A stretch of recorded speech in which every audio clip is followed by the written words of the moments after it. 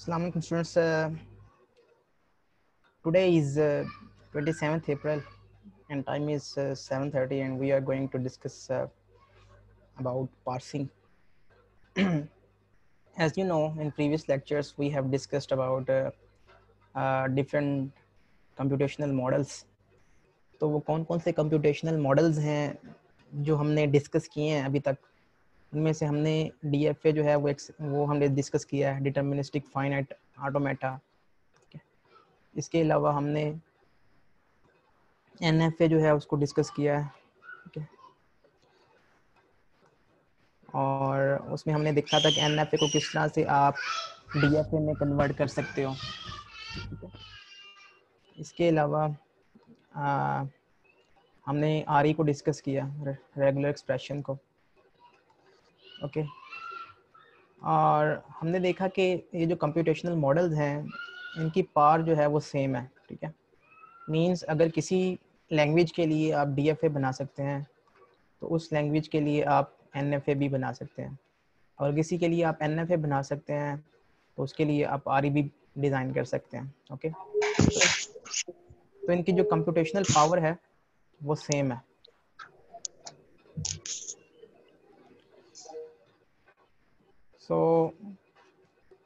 इनकी जो computational power है वो सेम है इन टूल्स की, ओके। हमने देखा है कुछ ऐसी लैंग्वेजेस हैं जिनके लिए आप DFA नहीं बना सकते।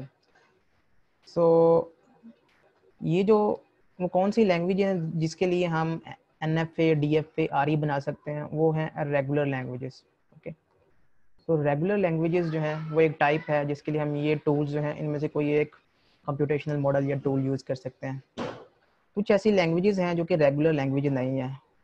वो कैसे पता चलता है? वो यूजिंग पंपिंग लेमा हम जो है वो उसको वेरीफाई करते हैं, प्रूव करते हैं कि whether this language is regular और नॉट।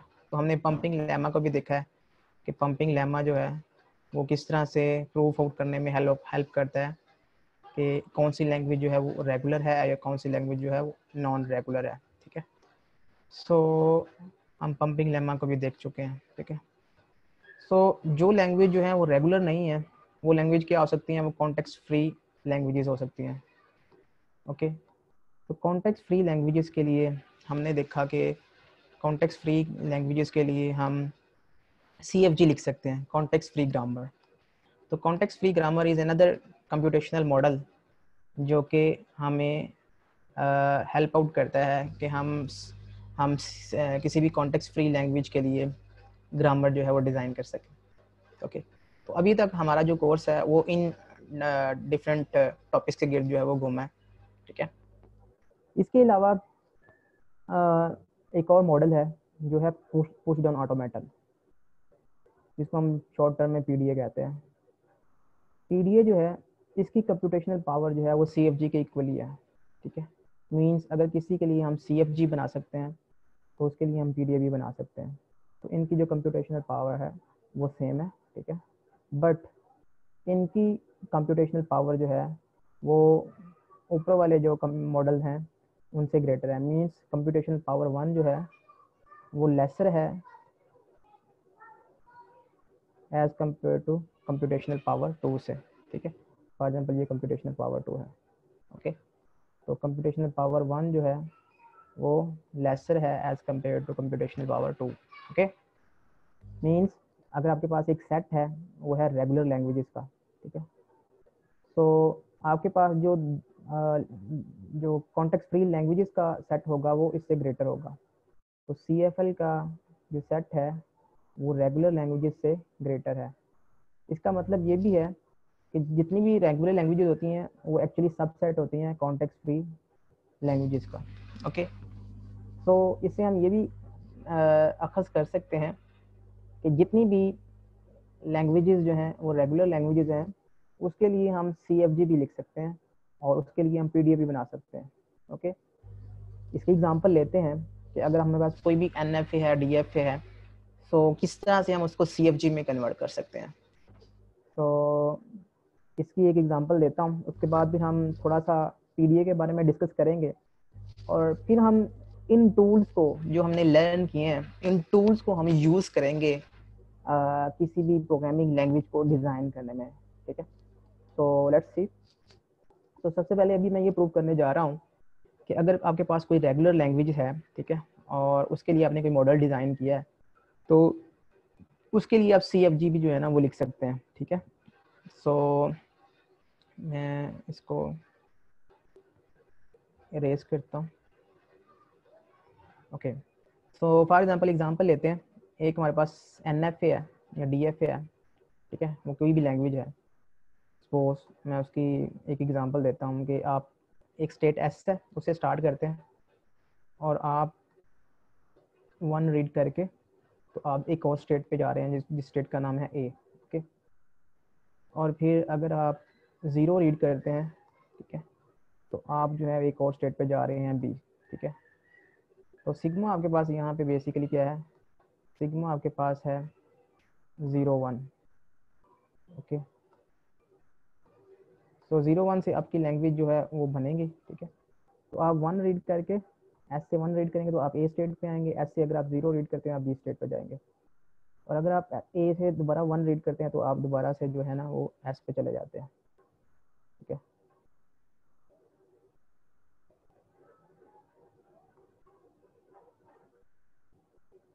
अगर 1 रीड करते हैं तो आप दोबारा से एस पे चले जाते हैं। एंड अगर आप ए से 0 रीड करते हैं तो आप एक नई स्टेट पर चले जाते हैं जो कि सी स्टेट है, ठीक है।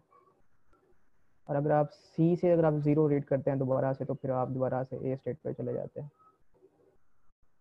और बी से अगर आप 0 रीड करते हैं तो दोबारा से आप एस स्टेट पर चले जाते हैं। और बी से अगर आप 1 रीड करते हैं तो आप स्टेट सी पे चले जाते हैं। और सी से अगर आप 1 रीड करते हैं तो आप स्टेट बी पे चले जाते हैं, ठीक है।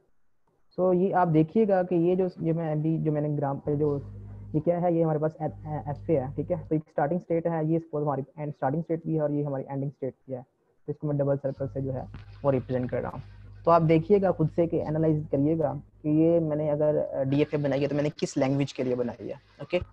सो अभी मैं फिलहाल इस NFA DFA को मैं कन्वर्ट करने जा रहा हूँ CFG में। मैं यही कह रहा था, मेरा आर्गुमेंट ये था कि जितनी भी रेगुलर लैंग्वेजेस होती हैं वो बेसिकली सबसेट होती हैं कॉन्टेक्स्ट फ्री लैंग्वेजेस। मींस अगर रेगुलर लैंग्वेज के लिए FA बना सकते हैं तो उसके लिए हम CFG भी बना सकते हैं। तो हम मैं अब इसके लिए इक्विवेलेंट जो है वो CFG लिखने जा रहा हूँ, ठीक है। इस DFA के लिए वेरी सिंपल। CFG का मॉडल भी आपको पता है कि CFG में कौन कौन सी चीज़ें होती हैं। CFG 4 टपल, इसमें एक स्टार्टिंग वेरिएबल होता है, ठीक है। तो स्टार्टिंग वेरिएबल यू नो कि यहाँ पे हमारे पास S है, यहाँ से S से स्टार्ट हो रही है हमारे पास। और हम कुछ भी रीड नहीं करते तो हम बेसिकली एक्सेप्ट कर लेते हैं। मीन्स कि नल स्ट्रिंग जो है वो इसका पार्ट होगी, तो नल स्ट्रिंग जो है वो एक्सेप्ट होनी चाहिए, ओके। तो S कैन बी नल। तो इससे ये है कि एस आपने स्टार्ट किया और नल पे आपने टर्मिनेट कर दिया है, नल इज टर्मिनल, तो नल जो है वो एक्सेप्ट हो गया। अब अगर आप एस से A1 रीड करते हैं तो आप ए स्टेट पे चले जाते हैं। मीन्स अगर आप एस से 1 रीड करें, ठीक है, तो आप ए स्टेट पे चले जाते हो, ओके। या फिर अगर आप एस से 0 रीड करें तो आप बी स्टेट पे चले जाते हो। तो एस से अगर आप 0 रीड करें तो आप बी स्टेट पे चले जाते हो, ओके। अब अगर आप ए से अगर आप 1 रीड करें तो आप कहाँ पे जा रहे हैं, ए से अगर आप 1 रीड करें तो आप दोबारा एस पे जा रहे हैं, ठीक है। तो ए से 1 रीड करें तो आप एस स्टेट पे चले जाते हैं, ओके। या फिर आप अगर ए से 0 रीड करें तो आप सी पे चले जाते हैं। ए से अगर आप 0 रीड करें तो आप सी स्टेट पे चले जाते हैं, ओके। अब अगर बी की बारी है तो आप बी को लिख लें कि अगर बी से अगर आप 0 रीड करें तो आप एस पे चले जाते हैं। 0 रीड करें तो आप एस पे चले जाते हो। और अगर बी से अगर आप 1 रीड करें तो आप सी पे चले जाते हैं। बी से अगर आप 1 रीड करें तो आप सी स्टेट पे चले जाते हैं। और अगर आप सी स्टेट से आप 0 रीड करें तो आप ए पे चले जाते हैं। सी स्टेट से अगर आप 0 रीड करें तो आप ए पे चले जाते हैं। और सी से अगर आप 1 रीड करें तो आप बी पे चले जाते हैं। तो ये मैंने सारी स्टेट्स के जितने भी लेवल्स थे उनके अकॉर्डिंगली मैंने रूल्स जो है वो डिफाइन कर दिए। ओके, तो यहाँ से आपको आइडिया हो जाएगा कि जितनी एफएम स्टेट्स होती हैं उतनी सीएफजी में हमारे पास जो है वो नॉन टर्मिनल्स होते हैं। ओके, तो उतने नॉन टर्मिनल्स जो हर स्टेट को आप एक नॉन टर्मिनल जो है उससे रिप्रेजेंट कर दें, और फिर आप जो जो भी आप टर्मिनल्स रीड करके किसी और स्टेट पे जाते हो तो उस तरह से अकॉर्डिंगली लेबल कर दें। तो ये है जी इक्विवेलेंट सीएफजी, ठीक है, जो कि आपको वो सीएफजी का मॉडल जो है वो प्रोवाइड कर रही है फॉर द सेम लैंग्वेज। इस लैंग्वेज के लिए हमने डीएफए बनाया था, उसी लैंग्वेज के लिए हमने ये सीएफजी बना लिया जी। सर अभी मैंने आप कुछ कंप्यूटेशनल मॉडल्स आपके सामने मैंने रिप्रेजेंट किए थे, ठीक है, तो उससे आपको आइडिया हो गया होगा कि ये कौन से टूल्स जो हैं वो हमने लर्न कर लिए हैं और हम उनको यूज़ करते हुए थ्योरी ऑफ प्रोग्रामिंग लैंग्वेज में डीपली डिग डाउन करेंगे, ठीक है। तो सीएफजी को हमने देख लिया था। सीएफजी के बाद हमने, मैं एग्जांपल देना चाहता हूँ पीडीए की। पीडीए की वजह से आपको फेमिलियर करवाना चाह रहा हूँ कि पोजीशन ऑटोमेटा जो है वो क्या होता है। पोजीशन ऑटोमेटा जो है वो भी एग्जैक्टली डीएफए की तरह होता है, उसमें स्टेट्स होते हैं, ठीक है। और लेकिन पीडीए जो है ना, पीडीए में और डीएफए में डिफरेंस, मेन डिफरेंस ये है कि डीएफए जो होती है उसमें हमारे पास मेमोरी नहीं होती, जबकि पीडीए में हमारे पास मेमोरी होती है। मीन्स हम कह सकते हैं कि जो पीडीए है वो डीएफए प्लस स्टैक है। ओके, तो इसमें स्टैक होता है जो कि मेमोरी होती है, और उसको हम यूज़ कर सकते हैं to to run to to accept और रिजेक्ट अ वर्ड के वो लैंग्वेज से बिलोंग करता है या नहीं करता। तो ये वर्क कैसे करता है इसकी मैं यहाँ पे एग्जांपल देता हूँ आपको। इसमें भी स्टेट्स होती हैं, ये स्टार्टिंग स्टेट्स है जैसे कि एनएफए में होती है, और ये एंडिंग स्टेट्स भी है क्योंकि हमने इसको डबल सर्कल किया हुआ है, ठीक है। तो इसमें इसमें जो हम लेबल करते हैं वो लेबल में तीन चीज़ें होती हैं, ठीक है। उसमें सिर्फ हम एक अल्फ़ाबेट से लेबल करते हैं एनएफए में या डीएफए में। इसमें हम तीन चीज़ों से लेबल करते हैं। वो क्या क्या चीज़ें होती हैं, क्योंकि हमें इसमें स्टैक्स के साथ भी डील करना होता है। तो यू नो कि स्टैक के दो ऑपरेशन होते हैं, पुश एंड पॉप। तो पुश एंड पॉप का मतलब ये है कि यहाँ पे ये वो सिंबल है, पहला सिंबल जो हम रीड करना चाहते हैं इनपुट स्ट्रिंग से। इनपुट स्ट्रिंग वही है जो जिस तरह से हम इनपुट स्ट्रिंग को एन एफ ए या डी एफ ए में रन करते हैं। तो ये भी वहाँ पे जो पहला सिंबल है ये बता रहा है कि हम इस स्टेट से Q1 स्टेट से क्या रीड करके हम Q2 स्टेट पे आ सकते हैं, ठीक है। तो ये समझ लें कि पीडीए जो है वो N F A plus stack होता है। तो एन एफ ए में यू नो कि हम नल स्ट्रिंग भी जो रीड कर सकते हैं। तो यहाँ पे वो कह रहा है कि हम कुछ भी रीड नहीं करते और हम Q2 स्टेट पे चले जाएंगे, इसका यह मतलब है। इसका कॉमन के बाद जो दूसरा लेटर होगा, दूसरा सिंबल है, इसका मतलब ये है कि आप पॉप क्या कर रहे हैं। ये सिंबल जो है वो पॉप को रिप्रेजेंट करेगा, और एरो के बाद जो हमारे पास सिंबल आएगा वो हमारे पास पुश को रिप्रेजेंट करेगा। ओके, तो इसका मतलब है कि एक्सक्यूज मी हम सर। जी sir sorry to interrupt, class का टाइम बता दीजिए कि कब हुआ करेगी। यहाँ सर पूरे वॉल्टन एरिया में ना पावर कट डाउन है, तो लाइट भी नहीं है और इंटरनेट भी नहीं है। Let's resume. तो मैं बता रहा था कि जो पहला सिंबल है वो बेसिकली इनपुट स्ट्रिंग का लेटर जो है वो बता रहा है कि हम रीड क्या कर रहे हैं। कॉमा के बाद जो लेटर है वो बता रहा है कि हम पॉप क्या कर रहे हैं स्टैक से। और ये जो नेक्स्ट सिंबल है एरो के बाद वो बता रहा है कि हम पुश क्या कर रहे हैं। ओके, तो इसका मतलब क्या है, इसका मतलब ये है कि आपके पास एक स्टैक है, ठीक है। इनिशियली वो एम्प्टी स्टैक है, और जिसको हमने डार्क किया स्टेट को हम यहाँ से स्टार्ट करेंगे। तो हम ये वाली स्ट्रिंग जो है इसको 0 0 0 1 1 इस स्ट्रिंग को हम बेसिकली एग्जीक्यूट करना चाह रहे हैं।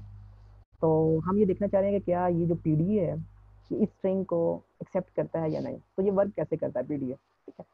तो यहाँ से स्टार्ट करेंगे, हम कुछ भी रीड नहीं करते, ठीक है, और हमने कुछ भी पॉप नहीं किया, और हमने डॉलर साइन पुश कर दिया। तो इस और हम इस स्टेट पे आ गए। तो हमने डॉलर साइन पुश करना है, और हम जो है इस नेक्स्ट स्टेट पे आ गए। तो यू नो कि स्टैक के ऊपर आपको डॉलर सिंबल जो है वो नज़र आ रहा है, ठीक है। और आपकी जो स्टेट है करंट स्टेट वो भी डार्क, ये सेकंड वाली स्टेट है।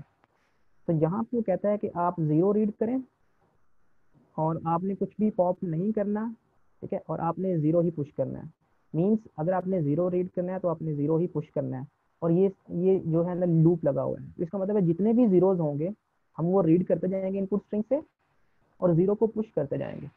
तो नेक्स्ट स्टेप पे हमने जीरो रीड किया और जीरो को हमने पुश कर दिया, फिर नेक्स्ट हमने जीरो रीड किया और फिर हमने जीरो को स्टैक के ऊपर पुश कर दिया। अब चूंकि जीरो खत्म हो चुके हैं, आगे वन है, तो वो कहता है कि वन, अगर आप वन रीड करते हो, ठीक है, तो आप जो है क्या करोगे, आप जीरो को पॉप करोगे और कुछ भी आपने पुश नहीं करना। तो नेक्स्ट पे हम वन रीड करेंगे, वन करके हमने जीरो को पॉप कर दिया, इधर से जीरो पॉप कर दिया, तो जीरो इधर से पॉप हो गया स्टैक से और आप इस स्टेट पे आ गए। एरो जो है वो कह रहा था कि आप Q2 से आप Q3 पे स्टेट पे आ गए, ठीक है। नेक्स्ट आपके पास वन है, तो उसके बाद वो कहता है कि अगर आपके पास वन है तो जितने भी वंस होंगे लूप लगा हुआ है उसके अगेंस्ट आप जीरो को पॉप करोगे और कुछ भी आप पुश नहीं करोगे।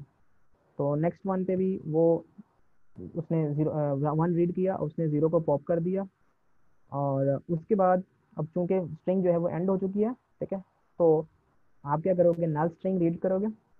नल स्ट्रिंग रीड करने के बाद वो कहता है कि अगर आप डॉलर साइन पॉप करोगे तो आप फाइनल स्टेट पे चले जाओगे।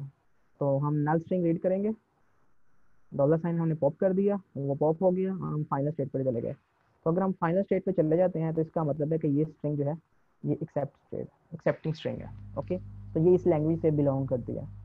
तो जो डीएफ है और जो पीडीए है वो इस तरह से वर्क करता है कि उसमें हमने जो लेबल करने हैं वो अकॉर्डिंगली इस तरह से करना है जिस तरह से मैंने अभी आपको बताया कि उसमें भी स्टेट्स होती हैं और उसमें सेट ऑफ अल्फ़ाबेट्स होते हैं जो कि इनपुट स्ट्रिंग का पार्ट होते हैं, इसमें सेट ऑफ अल्फ़ाबेट्स होते हैं जो कि स्टैक का पार्ट होते हैं। तो इसमें और डीएफए में ये मेजर डिफरेंस है, ठीक है। और बाकी इसमें जो हमारे पास ट्रांजिशन फंक्शन है उसका डिफरेंस होता है, बाकी तकरीबन सारी चीज़ें सेम है। तो अगर हम इसको फॉर्मली डिफाइन करें पीडीए को, तो पीडीए जो है वो 7 टपल है, मीन्स इसमें 7 चीज़ें होती हैं। कौन सी? Q, set of states. इसमें पहली जो चीज़ होती है वो है क्यू। क्यू होता है, क्यू क्या होता है? क्यू है सेट ऑफ स्टेट्स। ओके, और सिग्मा क्या है? सिग्मा इनपुट लेटर का सेट है, यू नो। इसके अलावा स्टैक अल्फ़ाबेट्स, इसमें इनपुट स्ट्रिंग के अल्फ़ाबेट्स अलग से होते हैं, स्टैक अल्फ़ाबेट्स अलग से होते हैं। जैसे हमने डॉलर सिंबल को रिप्रेजेंट किया था, तो डॉलर सिंबल की बजाय आप कुछ भी कोई और सिंबल भी, आप डेल्टा, गैमा, जो भी आप अपनी मर्जी से रखना चाहते हो वो आप रख सकते हो। तो स्टैक सिंबल जो है वो आपके पास वो भी इस पीडीए का पार्ट होता है। ओके, सो नेक्स्ट जो है वो हमारे पास ट्रांजिशन फंक्शन होता है। तो ट्रांजिशन फंक्शन में हमने देख लिया कि हम कि पहले हम इनपुट स्ट्रिंग जो अल्फ़ाबेट है वो रीड करते हैं क्यू से, फिर हम अ, वो लेटर जो हमने पॉप करने हैं वो ऑब्वियसली वो भी सिग्मा का पार्ट होता है, ठीक है। क्यू स्टेट से अगर हमने अल्फ़ाबेट कोई पॉप करने हैं और हमने उसके ऊपर ट्रांजिशन फंक्शन जो है वो रन करना है, तो बेसिकली ये वो लेटर होगा जो हमने पुश करना है स्टैक के ऊपर। तो ये हमारे पास ट्रांजिशन फंक्शन है। ये तीनों चीज़ें जो है हम डिस्कस कर चुके हैं कि किस तरह से ट्रांजिशन फंक्शन जो है वर्क करता है from one state to another state. और इसमें सेट ऑफ फाइनल स्टेट्स हो सकती हैं, एक से ज़्यादा स्टेट्स हो सकती हैं, ठीक है। और इसमें एक एक्स्ट्रा एलिमेंट है जिसको हम नल स्ट्रिंग कहते हैं, तो वो भी हमारा जो है वो एगमेंटेड सेट है, वो भी हमारा अल्फ़ाबेट का पार्ट होता है।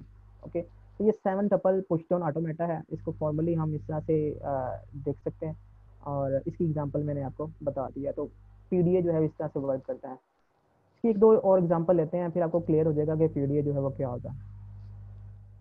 फॉर एग्जांपल एक लैंग्वेज है ए, आपने इस ये लैंग्वेज जो है वो क्या है? लैंग्वेज है कि W contains at least 3 ones.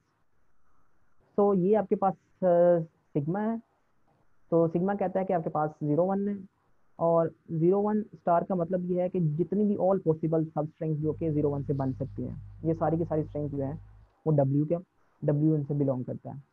तो W जो है वो कहता है कि ये जो लैंग्वेज है इसमें वो वाले W's होंगे ओनली जो कि जिसमें एटलीस्ट 3 1s आ रहे होंगे।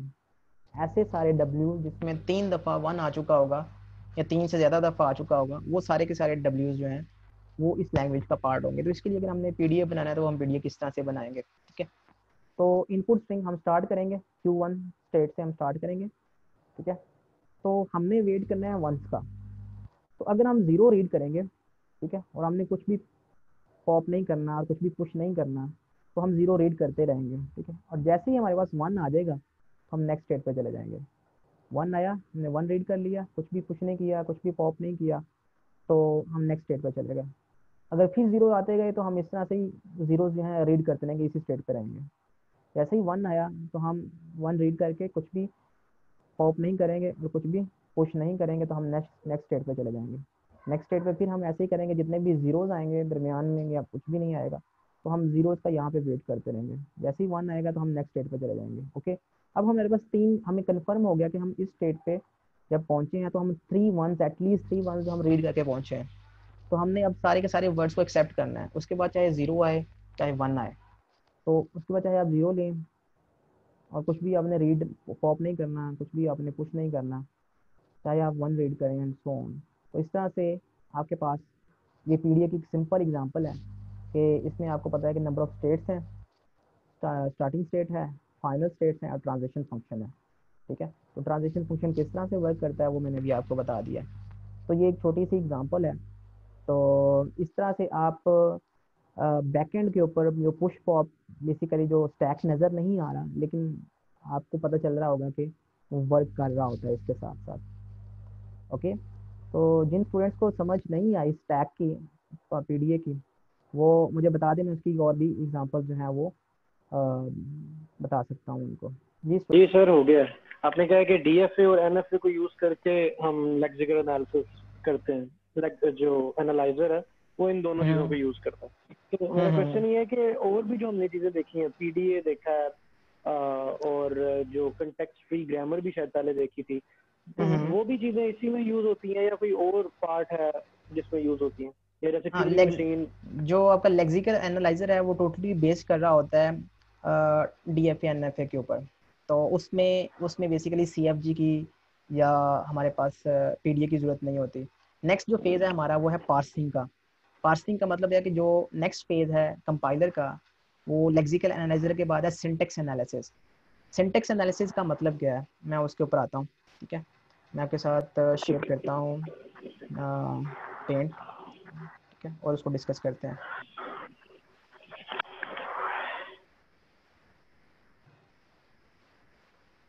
बेसिकली जो लेक्सिकल एनालाइजर है वो उसका काम होता है कि सिर्फ टोकन्स को आइडेंटिफाई करना। टोकन्स को आइडेंटिफाई करने का मतलब क्या है, फॉर एग्जांपल मैंने एक लिखा है इंट आईडी, ठीक है, एक वेरिएबल मैंने डिक्लेयर किया इंटीजर टाइप का, बस सेमीकोलन है। तो उसने क्या करना है, उसने देखना है कि क्या ये इंट जो है इसके स्पेलिंग ठीक लिखे हुए हैं। लेक्सिकल एनालाइजर का जो बेसिक पर्पस है वो ये है कि वो इसको वेरीफाई करेगा कि क्या ये एक वैलिड टोकन है, ठीक है, इंट हमारी लैंग्वेज से बिलोंग करता है कि नहीं करता। अगर आप इसको निट लिख देंगे, ठीक है, ठीक है, इंट की बजाय आप इसको निट लिख देंगे, और जो जो लेक्सिकल एनालाइजर होगा वो कहेगा कि ये जो वर्ड है ये हमारी लैंग्वेज का पार्ट नहीं है, ठीक है। तो ये कहीं पे भी हमारे पास जो है वो कीवर्ड नहीं है। तो ये बेसिकली ये एरर जो है वो लेक्सिकल एनालाइजर जो है वो आइडेंटिफाई करेगा, ठीक है। अगर आप इस तरह से लिख देते हो आईडी, ठीक है, और आप लिख देते हो इंट, तो लेक्सिकल एनालाइजर जो है वो कोई एरर प्रोड्यूस नहीं करेगा। क्यों? वो कहेगा कि ये भी एक वैलिड टोकन है, ये भी एक वैलिड टोकन है, ये भी एक वैलिड लेक्सीम है, ये भी एक वैलिड लेक्सीम है। तो लेक्सिकल एनालाइजर जो है वो कोई इसमें एरर प्रोड्यूस नहीं करेगा, तो उसने सिर्फ, उसका स्कोप होता है सिर्फ सिंगल एक हमारे पास जो लेक्सीम होती है, सिंगल हमारे पास टोकन होता है, उसका स्कोप सिर्फ इतना होता है। उसने सिर्फ ये चेक करना होता है कि क्या ये लैंग्वेज से बिलोंग करता है हमारे के नहीं, दैट्स इट। अगर ये उस एफ से जनरेट हो रहा है ये वाला वर्ड तो दैट्स फाइन, अदरवाइज जो है वो कहेगा कि ये हमारी लैंग्वेज से बिलोंग नहीं करता। ओके, तो इसमें ऑर्डर जो है वो ऑर्डर को वेरीफाई नहीं कर रहा होता है कि वो लेफ्ट पे लिखना था राइट पे लिखना था वो कीवर्ड। तो उसकी जो ऑर्डर है उसको हम कहते हैं सिंटेक्स एंड सिमेंटिक्स। तो सिंटेक्स एंड सिमेंटिक्स जो हैं वो नेक्स्ट फेजेज हैं कंपाइलर के, वो उसको वेरीफाई करते हैं कि जो उसका ऑर्डर है ना, करेक्ट ऑर्डर, वो भी वेरीफाई होना चाहिए। ओके, तो लेक्सिकल एनालाइजर का जो पार्ट है वो सिर्फ ये है कि उसने सिर्फ ये बताना है सारे जो टोकन्स हैं वो हमारी लैंग्वेज से बिलोंग करते हैं कि नहीं करते, दैट्स इट। ओके, सो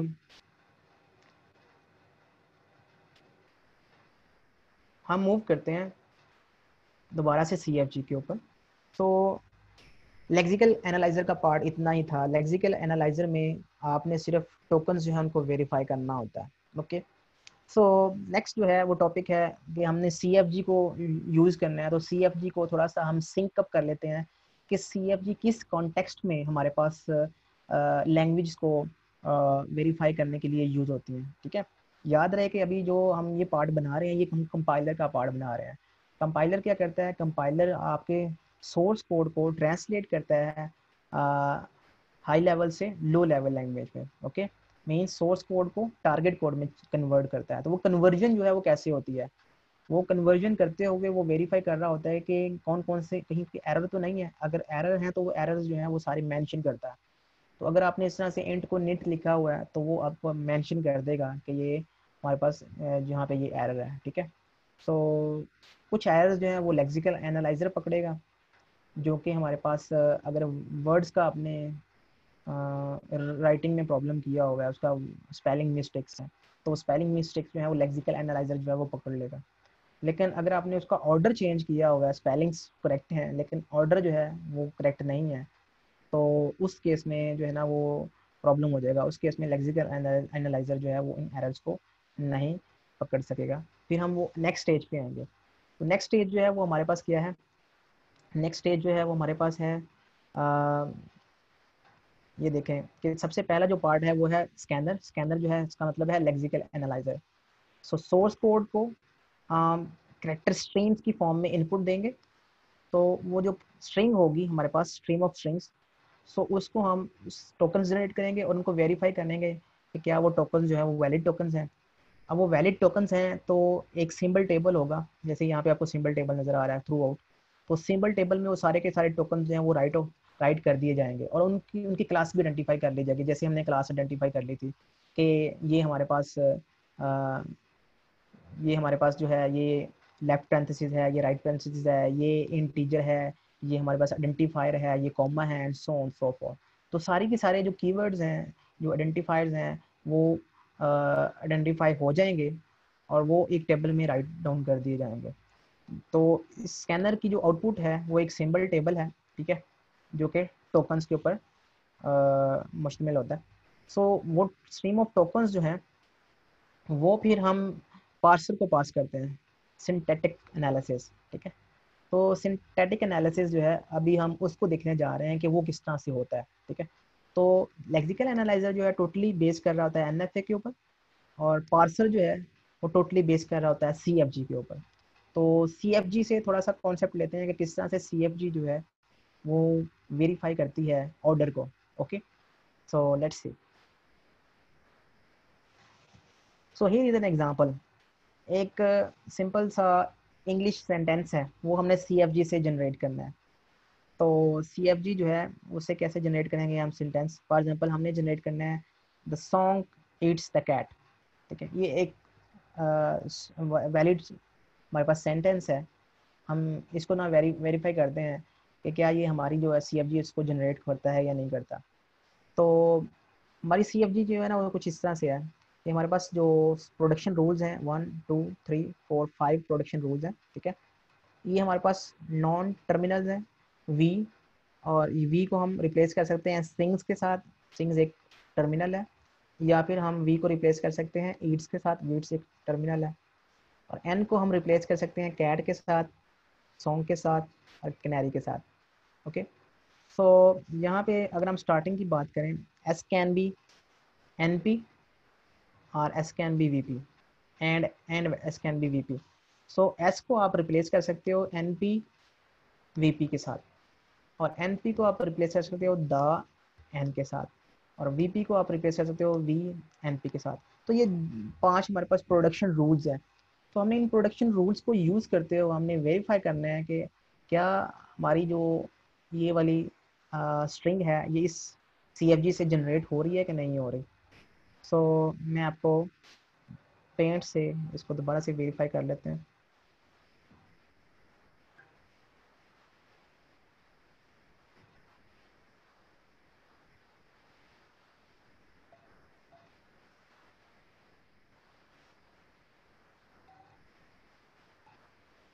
सो अगर मैंने वो बनाना है the song eats the cat, तो सबसे पहला जो हमारे पास जो कैरेक्टर है, जो वर्ड है, वो है द। तो द आप देख सकते हो कि द जो है वो इस प्रोडक्शन रूल से जनरेट हो रहा है, ठीक है। और ये प्रोडक्शन रूल जो है वो बेसिकली एस से जनरेट हो रहा है। तो आप एस से स्टार्ट करोगे तो एस कैन बी हमारे पास हो सकता है N P and V P, okay. तो आप एस को इससे इनसे रिप्लेस कर सकते हो आप। ये दो नॉन टर्मिनल्स हैं, तो इनसे आप इसको रिप्लेस कर सकते हो एस को। तो अब एन पी को आप रिप्लेस कर सकते हो द एन के साथ, क्योंकि हमने सबसे पहले द जनरेट करना है। तो आप एन पी को आप जनरेट आपको रिप्लेस कर दो द एन के साथ। अब द जो है ये हमारे पास टर्मिनल है, इसको हम किसी और के साथ रिप्लेस नहीं कर सकते, दैट्स इट। तो उसके बाद हमने देखना है कि हमने नेक्स्ट क्या जनरेट करना है, हमने सॉन्ग जनरेट करना है। दा के बाद हमने सॉन्ग जनरेट करना है। तो सॉन्ग जो है वो किससे जनरेट हो रहा है, एन के प्रोडक्शन रूल से। तो इसके बाद हमारे पास एन अवेलेबल है, तो हम इसको कह सकते हैं कि इसके बाद हम जो है वो एन लिख सकते हैं। यहाँ पे एन को हम सॉन्ग से रिप्लेस कर सकते हैं, ओके ओके। सो नेक्स्ट जो है वो हमारे पास है ईट्स। तो ईट्स का मतलब है कि ईट्स जो है वो जनरेट हो रहा है वी से, ठीक है। और वी जो है वो जनरेट हो रहा है वीपी से। तो हम वीपी हमारे पास है यहाँ पे, हम इसको वी ये वाला प्रोडक्शन रूल यूज करते हुए वी एन पी से रिप्लेस कर सकते हैं। वीपी को हम वी एन पी से रिप्लेस कर सकते हैं, ठीक है। और वी का मतलब है वी को हम रिप्लेस कर सकते हैं ईट्स के साथ, ठीक है। और नेक्स्ट हमारे पास जो आपको वो स्लाइड शायद नज़र नहीं आती, दोबारा से मैं आपको दोबारा से दिखा देता हूँ कि यहाँ पे आप देख सकते हो कि वी जो है उसका प्रोडक्शन रूल है ईट्स, ठीक है। तो ईट्स जो है वो वी से जनरेट होता है। सबसे पहले हमने दा जनरेट किया, ठीक है। दा जो है वो एन पी से जनरेट होता है, और एन पी जो है वो एस से जनरेट होता है। तो हमने एस को रिप्लेस कर दिया एन पी वी पी से, और फिर हमने इस एन पी को रिप्लेस कर दिया दा एन के साथ, और फिर हमने इस एन को रिप्लेस कर दिया सॉन्ग के साथ, ओके। तो इस तरह से स्टार्ट में हमारे पास द सॉन्ग बन गया, और उसके बाद हमारे पास वीपी है। तो वीपी के बाद वीपी को हमने वीपी से हमने जनरेट करना है ईट्स द कैट। तो वीपी जो है उसको हम रिप्लेस कर सकते हैं, ईट्स जो है वो जनरेट होता है वी से। तो वी को वी जनरेट होता है वीपी से, तो हम वीपी को वी वी एन पी से हमने इस वजह से रिप्लेस कर दिया। तो आप यहाँ पे आप देख सकते हो कि वी एन पी को हमने किस तरह से रिप्लेस किया है। वीपी को हमने वी एन पी से रिप्लेस कर दिया, और वी को हमने वीट से रिप्लेस कर दिया, और एन पी से दोबारा हम जनरेट कर सकते हैं द कैट। कैसे? जैसे हमने एन पी को यहाँ से हमने एन पी को द एन से रिप्लेस किया था, ऐसे ही हम यहाँ पे द एन से रिप्लेस कर देंगे। और एन जो है वो नाउन है, तो नाउन जो है वो कैट भी है, तो यहाँ पे हम एन को कैट से रिप्लेस कर देंगे। तो इस तरह से आप सी एफ जी को यूज़ करते हुए आप लेफ्ट टू राइट इसको रीड कर लें, the song eats the cat. तो इस तरह से आप एक सेंटेंस जो है वो वेरीफाई कर सकते हैं कि वो एक ग्रामर से जनरेट हो रहा है कि नहीं हो रहा। इसको कहते हैं डेरिवेशन ट्री। तो डेरिवेशन ट्री जो है वो आप जो है वो बेसिकली ड्राइव करते हैं फॉर एनी सेंटेंस और स्ट्रिंग कि whether that string is generating by C F G or not, okay.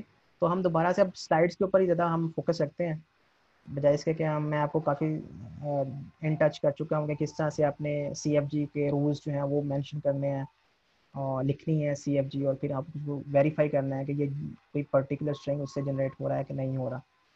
तो ये आप खुद भी देखिएगा कि क्या ये जो वर्ड है, ये स्ट्रिंग जो है ये इससे जनरेट होता है कि नहीं होता, ठीक है। सो इससे आपको आइडिया हो जाएगा कि किस तरह से आपने स्ट्रिंग को जनरेट करवाना है सी एफ जी से, ओके। सो अब हम वो सेकंड वाले पोर्शन पे आ रहे हैं, पार्सर के ऊपर, कि पार्सर जो है वो किस तरह से आप जो है वो जनरेट करते हैं, पार्सर कैसे लिखते हैं। किसी भी लैंग्वेज के लिए अगर आपने पार्सर लिखना हो तो वो कैसे लिखा जाएगा।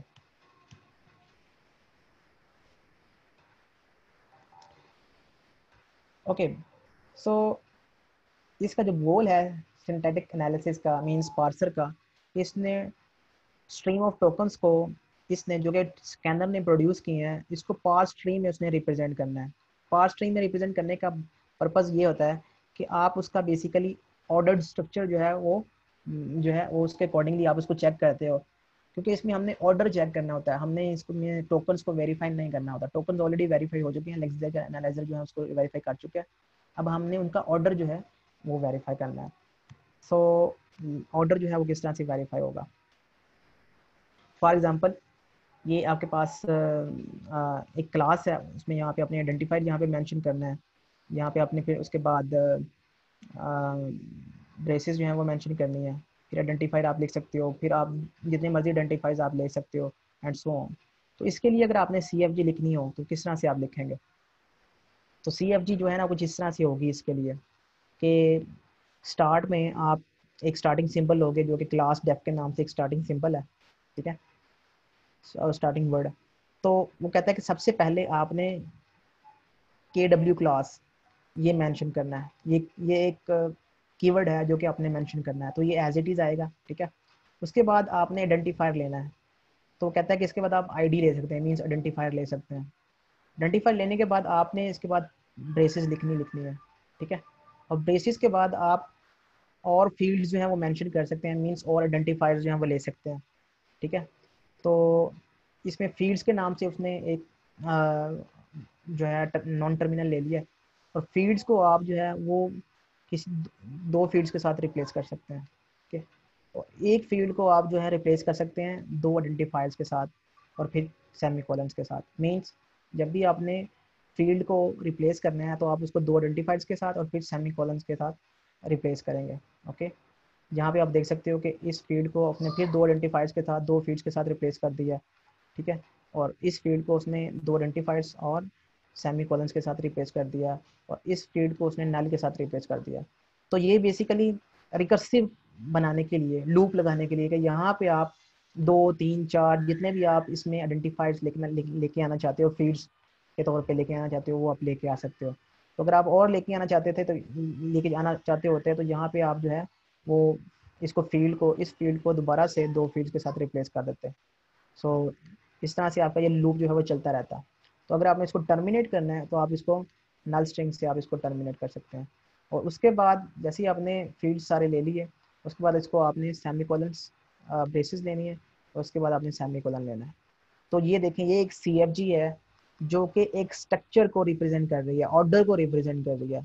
इसमें अगर ऑर्डर जो है वो चेंज हो जाता है, ठीक है, ID जो है वो इन पैरेंथेसिस के बाद कोई आप लेके आना चाहते हो तो वो ये इस स्ट्रक्चर के अकॉर्डिंगली नहीं होगा।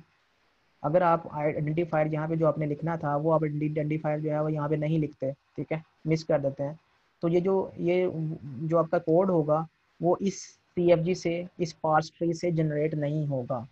जब वो इस पार्स ट्री से जनरेट नहीं होगा तो पता चल जाएगा कि ये देयर इज़ एन एरर, ठीक है। सो क्यों? क्योंकि वो क्लास डेफ का जो वेरिएबल है, स्टार्टिंग वेरिएबल, वो KW क्लास कीवर्ड के बाद वो एक्सपेक्ट कर रहा है ID को, आइडेंटिफायर को। तो अगर आप आइडेंटिफायर नहीं लिखेंगे, आप पैरेंथेसिस लिख देंगे, तो यहाँ पे वो कहेगा कि आइडेंटिफायर मिस्ड, ठीक है। तो यहाँ पे इस तरह के वो एरर्स जो हैं वो उनको प्रोड्यूस कर देगा। तो यहाँ से आपको आइडिया हो जाना चाहिए कि अगर आपके पास अगर आपको CFG क्लियर है, उसका पार्स ट्री क्लियर है, ठीक है, तो किसी भी लैंग्वेज को वेरीफाई कर सकते हैं यूजिंग पार्स ट्री, ओके। तो इसकी बैकएंड के ऊपर बेसिकली CFG लिखी गई है। ये CFG के रूल्स हैं जो कि हमने उसका पार्स ट्री बनाया हुआ है। जिस तरह से मैंने पार्स ट्री बनाया था वो CFG के रूल्स को देख के बनाया था, अभी मैंने जो एग्जांपल दी थी उसकी। तो ये भी कोई CFG के रूल्स हैं जिसको हमने देख के ये पार्स ट्री बनाया, ठीक है। तो वो पार्स ट्री के रूल्स क्या हैं, ये देखें, एक और एग्जांपल लेते हैं, इससे आपको क्लियर हो जाएगा, ठीक है। यहाँ पे हमारे पास एक, हम इंग्लिश सेंटेंसेस की इस वजह से एग्जांपल लेते हैं कि क्योंकि हमें वो बहुत ज़्यादा फेमिलियर हम उनसे होते हैं, तो वो इजी टू अंडरस्टैंड होते हैं। तो अगर आपने एक सेंटेंस बनाना है तो एक सेंटेंस में पहले फ्रेज आ सकता है, फिर वर्ब आ सकता है, फिर फ्रेज आ सकता है। ये हमने रूल डिफाइन किया है, ये हमारे रूल हैं, ठीक है। ये इंग्लिश लैंग्वेज के एक्चुअल जो रियल इंग्लिश हमारी है उसके रूल नहीं है, ये हमारे अपने रूल हैं।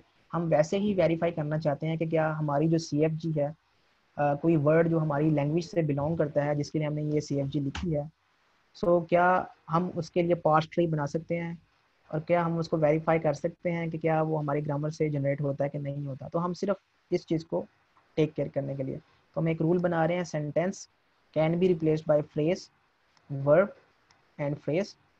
और फिर फ्रेज को हम नाउन से भी रिप्लेस कर सकते हैं, और फ्रेज को हम एडजेक्टिव नाउन के साथ भी रिप्लेस कर सकते हैं।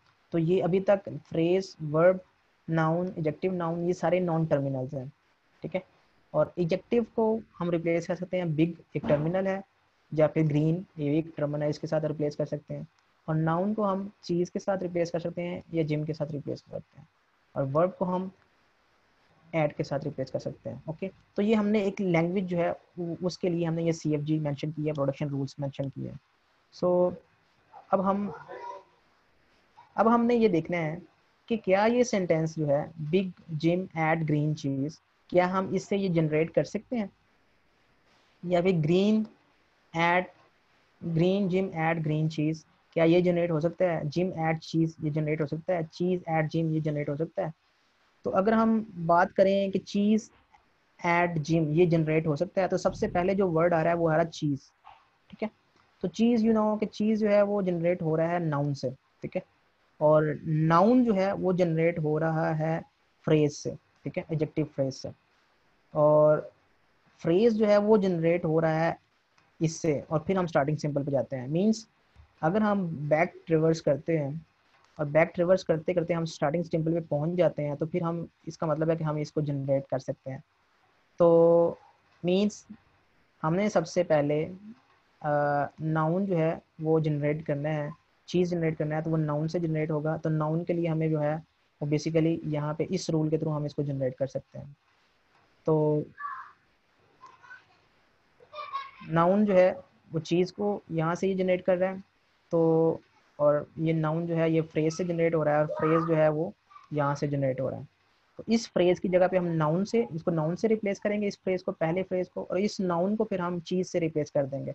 तो इस तरह से यहाँ पे हमारे पास क्या आ जाएगा, चीज़ आ जाएगा। ओके, अब वर्ब को हम सिंपल जो है इस प्रोडक्शन रूल के थ्रू ऐड से रिप्लेस कर सकते हैं। ओके, अब हम इस फ्रेज को हमने जिम से रिप्लेस करना है, तो इस फ्रेज को हम नाउन से रिप्लेस करेंगे, और नाउन को हम फर्दर जिम से रिप्लेस कर देंगे।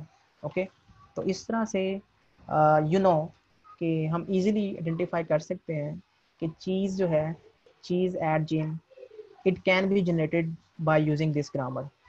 ओके, सो ऐसे ही आपने दूसरे सेंटेंसेस को वेरीफाई करना है कि क्या वो वर्ड्स जो है, ये सेंटेंसेस जो है वो वेरीफाई हो रहे हैं कि नहीं हो रहे। ये आपका टास्क है कि आपने ये वेरीफाई करना है कि ये दूसरे वर्ड्स जो हैं वो इस ग्रामर से जनरेट हो रहे हैं कि नहीं हो रहे। ओके सर, ये चीज समझ नहीं आ रही, ये जो क्या आपने चीज़ पीछे करवाई है ना, इसमें तो जो लास्ट सेंटेंस है चीज एट जिम वाला, ये तो सेंटेंस गलत नहीं लग रहा? हाउ कैन अ चीज ईट अ जिम? नहीं जिम नहीं, यहाँ पे आपने मेरा ख्याल किसी बंदे का आपने है। नहीं नहीं, आपने उसको उस कॉन्टेक्स्ट में नहीं लेना कि वो अच्छा, आपने उसको मैंने उसका, हाँ, उसकी सेंस क्या बन रही है, उसके सिमेंटिक्स क्या है, आपने सिमेंटिकली उसको नहीं देखना। आपने उसको सिमेंटिकली बिल्कुल नहीं देखना। आपने देखना है कि क्या according to our language, according to our grammar, ये वर्ड जो है एक वैलिड वर्ड है कि नहीं है। वैलिड का मतलब ये है कि अगर ये इस ग्रामर से जनरेट हो रहा है तो वैलिड है, अगर ये इस ग्रामर से जनरेट नहीं हो रहा तो ये इनवैलिड है। That's it. तो आपने इसको इस कॉन्टेक्स्ट में नहीं देखना, ठीक है। कोई एक और चलें बता दें कोई एक और एग्जांपल एग्जांपल देके देते हैं, इसी की, कोई जैसे और जिम एग्जांपल। एट चीज वाली बता दें। हाँ, जिम एड चीज जो है ना, ये हम देख लेते हैं, जिम एड चीज। तो आप देख सकते हो कि जिम जो है वो कहाँ से प्रोड्यूस हो रहा है। जिम जो है वो नाउन से प्रोड्यूस है, कि नाउन जो है वो उसको हम जिम से रिप्लेस कर सकते हैं। और नाउन जो है वो किससे जनरेट हो रहा है, फ्रेज से। और फ्रेज जो है वो किससे जनरेट हो रहा है, स्टार्टिंग सिंबल से। तो फ्रेज फ्रेज फर्स्ट फ्रेज को हम रिप्लेस करेंगे नाउन के साथ इस रूल के थ्रू। ओके, और फिर इस नाउन को हम रिप्लेस करेंगे जिम के साथ। तो इसका मतलब है कि इनडायरेक्टली इस फ्रेज की जगह पे पहले नाउन आएगा और फिर नाउन की जगह पे जिम आ जाएगा। तो इस वर्ड की जगह पे पहले नॉन टर्मिनल की जगह पे जिम जो है वो टर्मिनल आ जाएगा। ओके, फिर वर्ब को हम रिप्लेस करेंगे, फिर वर्ब को हम रिप्लेस करेंगे इस रूल के तहत, इस प्रोडक्शन रूल के तहत 8 के साथ।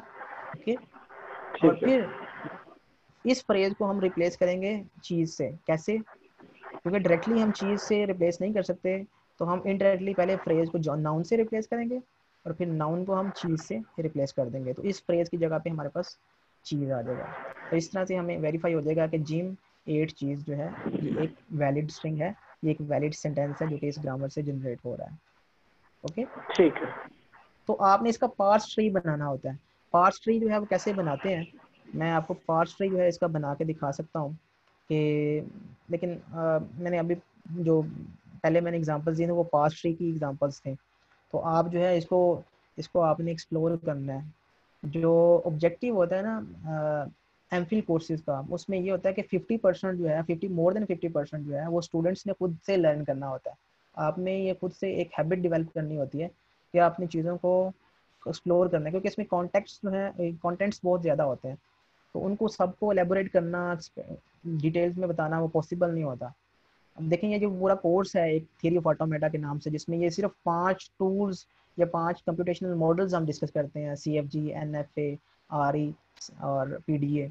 तो ये 5 के 5 ये टूल्स मैंने अभी आपको सिर्फ 3-4 लेक्चर्स में मैंने आपको बताया, ये पूरा का पूरा कोर्स होता है इसके ऊपर।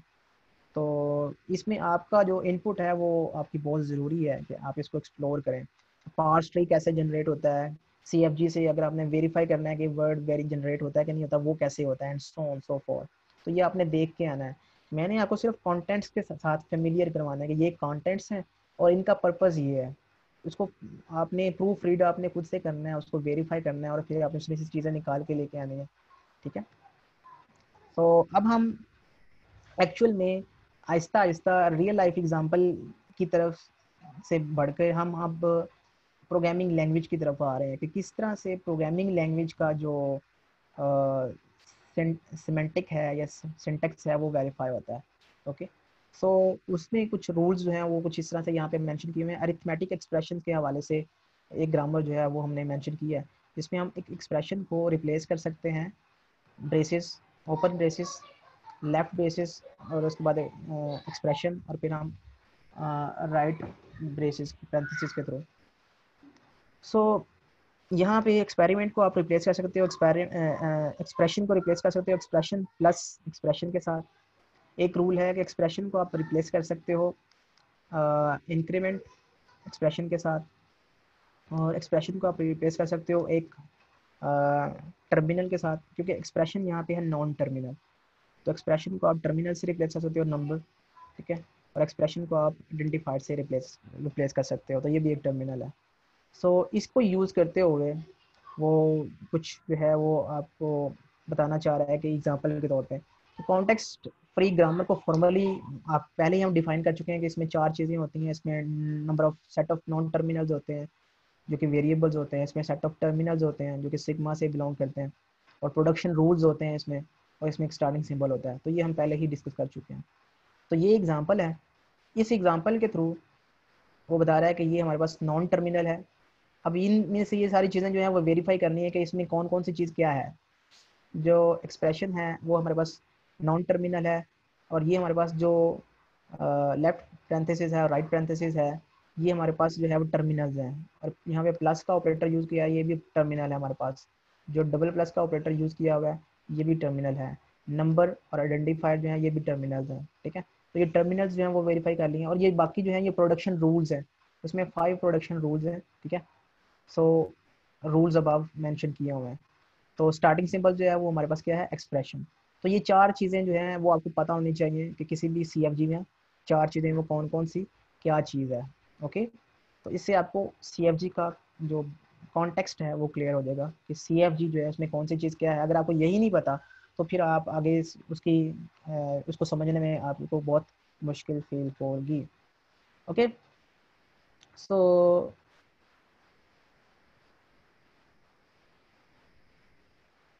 बेसिकली ये इनडायरेक्टली रूल्स जो हैं वो मैं पहले बता चुका हूँ ये कि जैसे हमने पीछे वाली एग्जांपल दी कि अगर आपने सेंटेंस जो है उसमें आपने फ्रेज वर्ब फेस उससे आप रिप्लेस कर सकते हैं। तो फ्रेज को आप जो है वो नाउन से रिप्लेस कर सकते हैं, और ठीक है, और इस फ्रेज को भी आप नाउन से रिप्लेस कर सकते हैं, एंड सो ऑन। तो यहाँ पे इनडायरेक्टली वो बता रहा है कि देयर आर इनडायरेक्ट रूल्स जो कि आप डायरेक्टली अगर आप अचीव नहीं कर रहे तो आप इनडायरेक्टली उसको अचीव कर सकते हैं। जैसे कि हमने कैसे कैसे हमने जिम से रिप्लेस किया, जैसे कि अगर हमने जिम स्टार्ट में लेके आना है तो हम क्या करते हैं, फ्रेज को वर्ब फ्रेज को हम रिप्लेस कर सकते हैं नाउन वर्ब फ्रेज से, ओके। और नाउन वर्ब फ्रेज को हम रिप्लेस कर सकते हैं जिम वर्ब, इससे हम, ठीक है। और नाउन वर्ब फ्रेज को हम रिप्लेस कर सकते हैं नाउन वर्ब नाउन से, क्योंकि फ्रेज को आप रिप्लेस कर सकते हो नाउन के साथ। तो दोनों दोनों फ्रेज को अगर आप नाउन से रिप्लेस करना चाहते हो तो आप कर सकते हो, ओके। और एक एक नाउन को आपने रिप्लेस कर दिया जिम के साथ, और दूसरे नाउन को आपने, इस वर्ब को आपने रिप्लेस कर दिया एट के साथ, और इस नाउन को आपने रिप्लेस कर दिया चीज़ के साथ। तो ये वो इनडायरेक्ट हमारे पास रूल्स हैं जिनको हम यूज़ करते हुए हम अपनी पर्टिकुलर स्ट्रिंग जो है वो जनरेट कर लेते हैं, ओके। सो ये उसकी की बात कर रहा है कि अगर आपके पास, अगर आपने एक सिग्मा स्ट्रिंग जो है वो जनरेट करनी है, सिग्मा स्ट्रिंग कुछ भी हो सकती है। सो अगर आप स्टार्टिंग से आपके पास रूल्स हैं जो कि सिग्मा 1 जनरेट कर रहे हैं, और फिर एक प्रोडक्शन रूल है जो कि सिग्मा 1 को सिग्मा 2 में कन्वर्ट कर रहा है, और फिर एक प्रोडक्शन रूल है ग्रामर का जो कि सिग्मा सिग्मा में उसको कन्वर्ट कर रहा है अल्टीमेटली।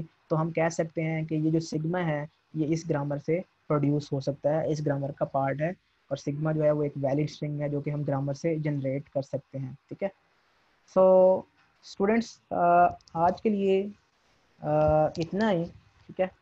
तो इंशाल्लाह नेक्स्ट में हम पार्सिंग को देख के आएंगे, दोबारा से पार्सिंग जो है वो स्टार्ट करेंगे कि किस तरह से हम अपनी प्रोग्रामिंग लैंग्वेज को पार्स कर सकते हैं। तो पहले जब टोकन्स जनरेट हो जाएंगे तो फिर उसकी पार्सिंग कैसी होगी वो हम यहाँ से स्टार्ट करेंगे। नमाज तरावी का टाइम हो गया, सो